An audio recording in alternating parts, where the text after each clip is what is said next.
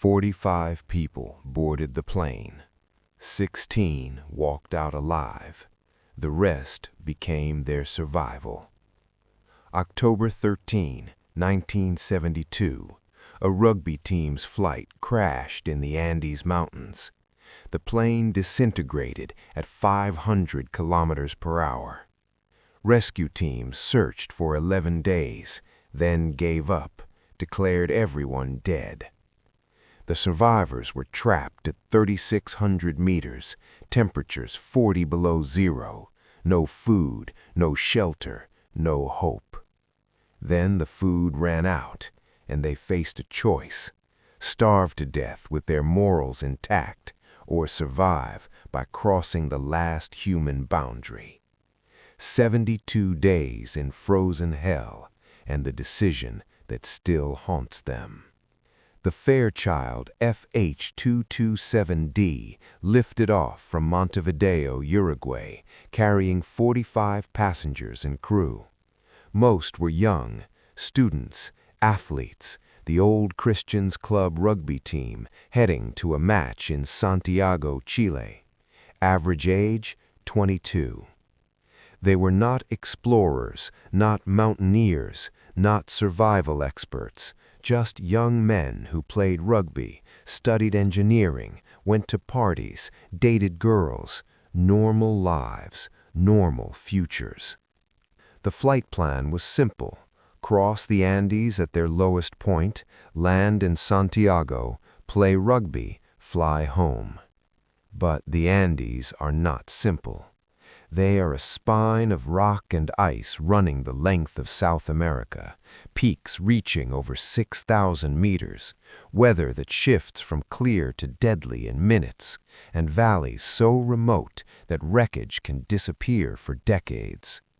Pilots called this route the worst flying in the world.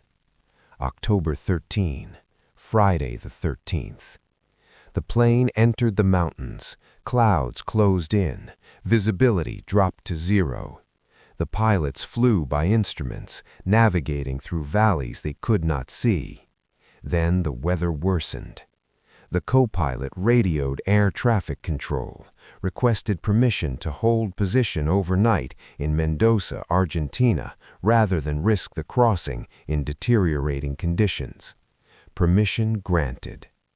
The team spent the night in Mendoza, drank wine, played cards, laughed about the delay.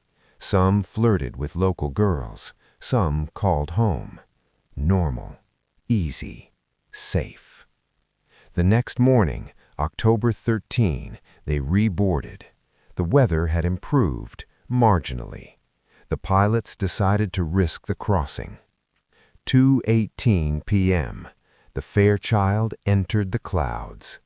Inside the cabin, the rugby players joked, sang songs, a few played cards, another read a comic book, another talked about the girl he would see in Santiago. The turbulence began, mild at first, then worse. The plane bucked and shuddered. Players grabbed their armrests, some laughed nervously, some went quiet. One of them, Nando Parado, looked out the window. He saw a mountain. Close, too close. The wing clipped the peak. Metal screamed. The plane lurched violently. Passengers were thrown against seats, against walls, against each other. The tail section tore away, ripped clean off. 3 people still strapped in their seats disappeared into the clouds, falling. Wind roared through the open fuselage. The temperature dropped instantly to 30 below zero. Papers, bags, oxygen masks flew through the cabin. Someone screamed, "We're going down!" The plane spiraled, out of control, engines screaming. Then impact. Not a crash, an obliteration. The fuselage hit the mountain at 500 kilometers per hour, skipped like a stone across snow and ice, slammed into another slope, and finally came to rest, buried in a snowbank at 3,600 meters elevation. Silence. Then moaning, crying, screaming. Those who could move looked around. The cabin was a ruin, seats torn from their bolts, luggage everywhere, blood on the snow, body parts. 12 people died on impact, crushed, impaled, thrown from the plane. 33 survived the crash. But survival and living are not the same thing, because the Andes don't care about resilience or courage or hope. The Andes test one thing: how long can you endure before the mountain breaks you? Sunset came fast in the mountains. The temperature plummeted. What had been cold became lethal. 40 below zero, wind cutting through the torn fuselage like knives. The survivors huddled together in the wreckage. No fire, everything was wet with snow. No blankets, they had been flying to summer weather in Chile. Just thin jackets and terror.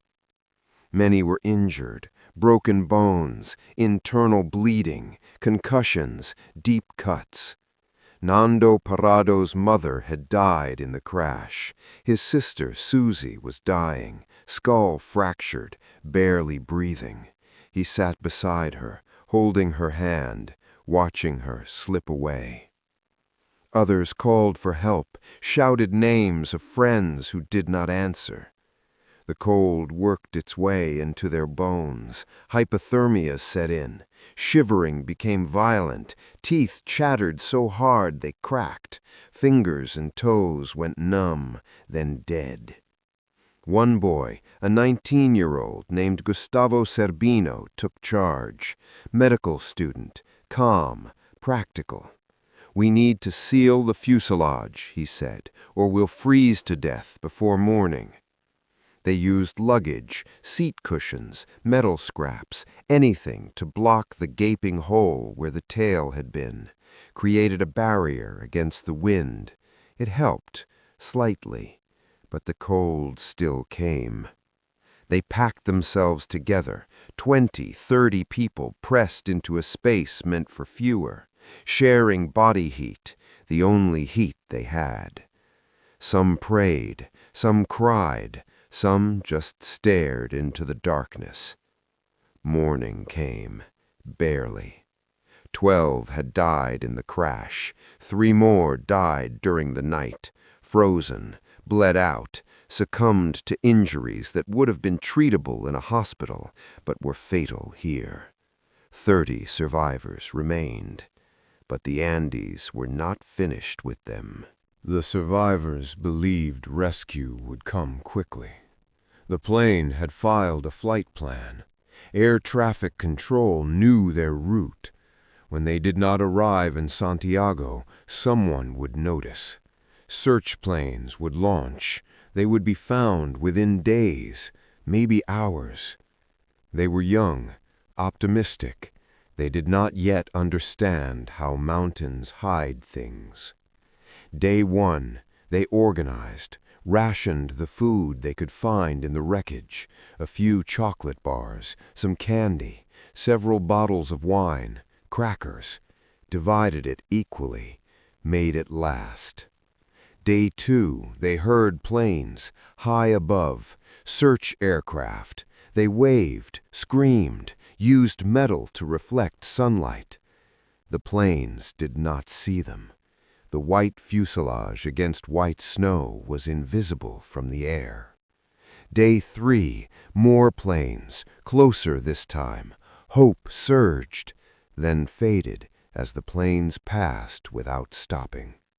Day 4, the food was gone, completely. They have eaten the last crumbs. Now what? They searched the wreckage again, found nothing edible.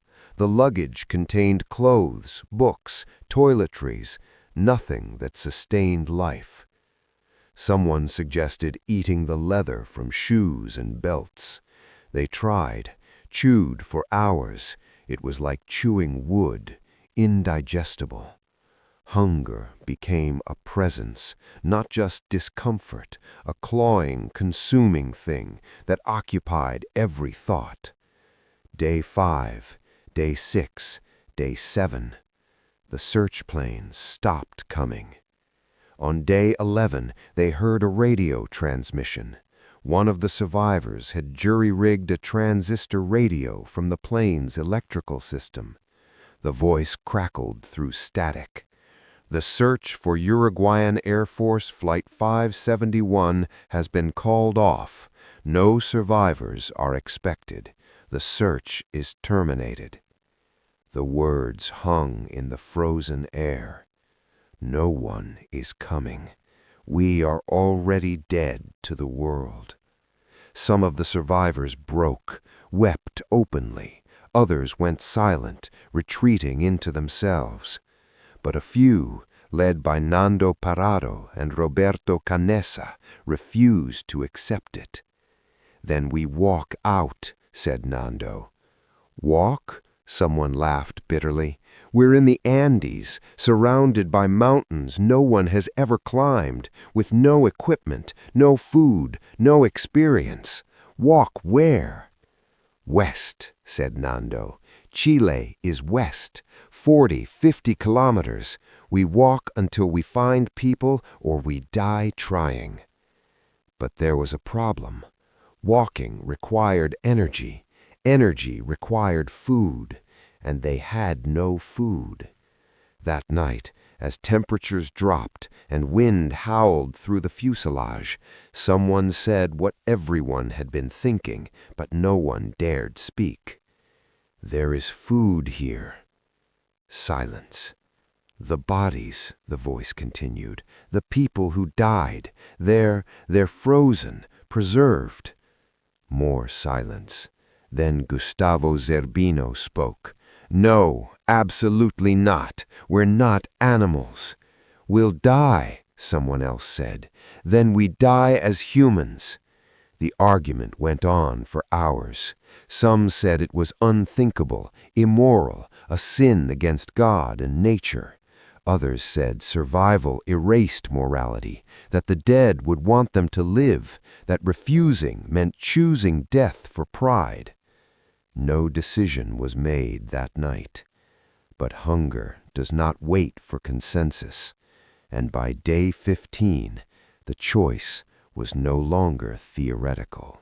Roberto Canessa made the first cut. He was a medical student. He understood anatomy, understood that muscle tissue contained protein, fat, calories, everything the human body needed to survive. He also understood what it meant, what it would cost them, not physically, morally, spiritually. "If we do this," he said quietly, "we can never undo it. We become something else." "We become survivors," Nando said. The body was one of their friends, frozen solid in the snow. Canessa used a piece of broken metal as a knife. His hands shook. He cut a small piece from the thigh, held it, stared at it. Someone behind him vomited.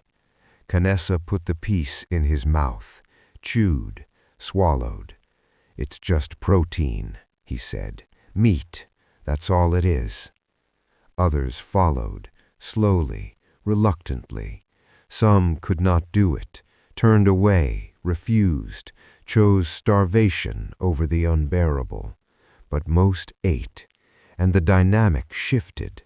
They were no longer civilized people waiting for rescue. They were animals doing what animals do, survive. Days blurred together. They developed a system. The dead were kept outside, frozen, preserved by the cold. Each day someone would prepare the rations, cut, distribute. No one spoke during meals. Some prayed first, asked forgiveness.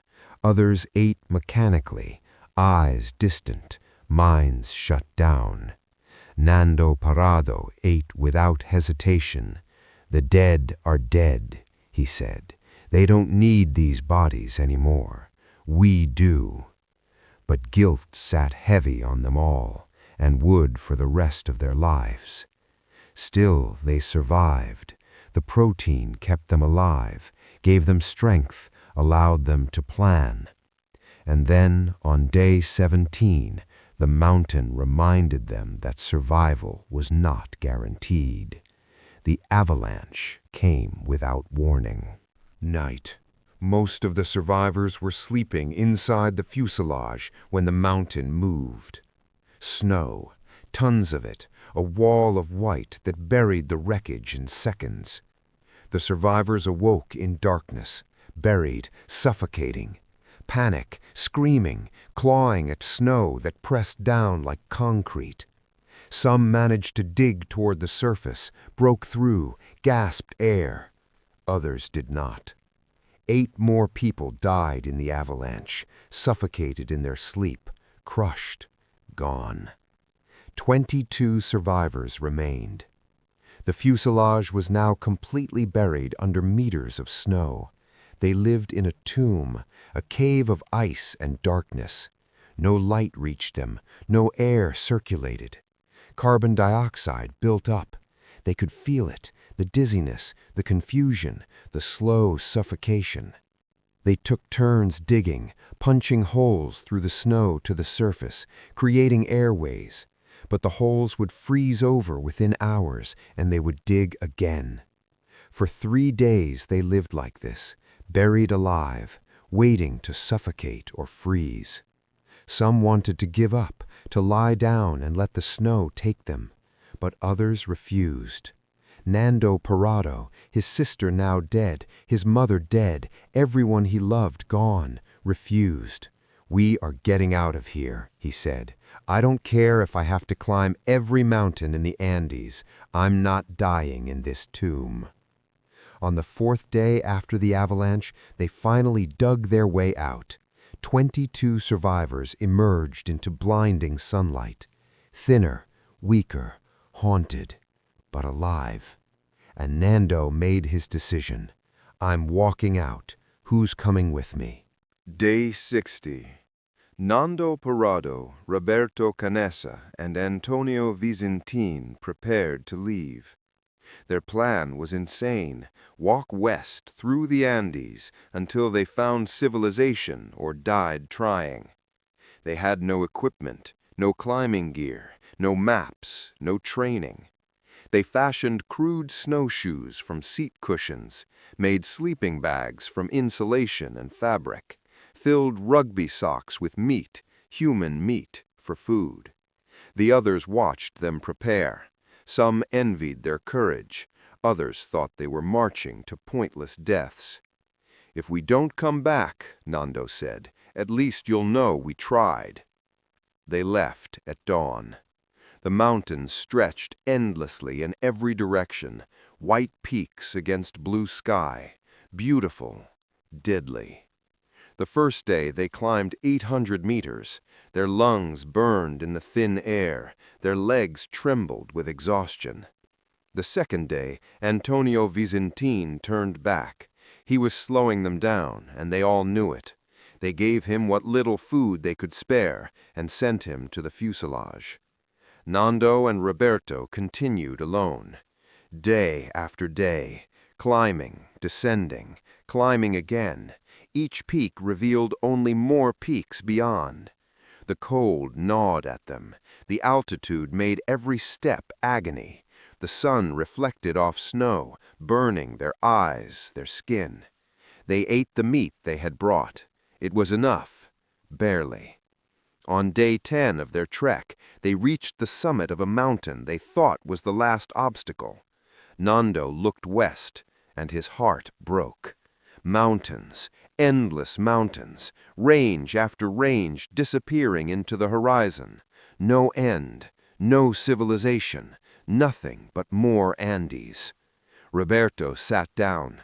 "We can't make it. It's impossible." Nando stared at the mountains, thought about his sister, his mother, the friends who had died. "Then we die trying," he said. They walked on. 2 more days, 3, 4. And then, on the 10th day of walking, Nando saw something that made him stop. Green, not white, not rock, green, vegetation, trees, lower elevation, warmer, life.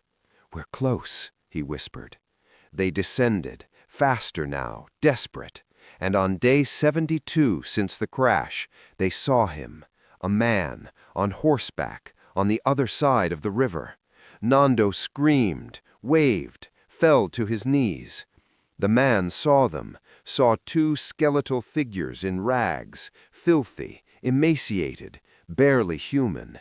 He rode closer, shouted across the river. The water was too loud, they could not hear each other. The man threw a rock with a note wrapped around it. Nando unfolded it. "Who are you?" He borrowed a pen, wrote on the same paper.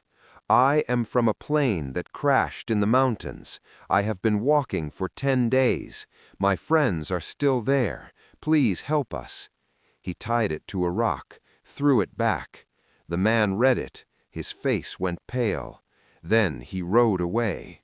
Nando collapsed. He's going for help. The next day, helicopters arrived. December 22, 1972. 16 survivors were airlifted from the mountains. The world learned the full story, the crash, the weight, the decision, and the world recoiled. Headlines screamed, "Cannibalism in the Andes," "Rugby team ate the dead," "The unthinkable." The survivors faced judgment from the media, from strangers, from themselves. "We did what we had to do," Nando said in interviews. "The dead gave us life. We honored them by surviving." But the guilt remained, for all of them, forever. Some survivors retreated from public life. Others spoke openly, wrote books, gave lectures. All of them carried the mountains with them. Because 72 days in hell changes you. Crossing that final human boundary changes you. They had survived, but at a cost that could never be calculated. And the question that haunts them still, would you have done the same?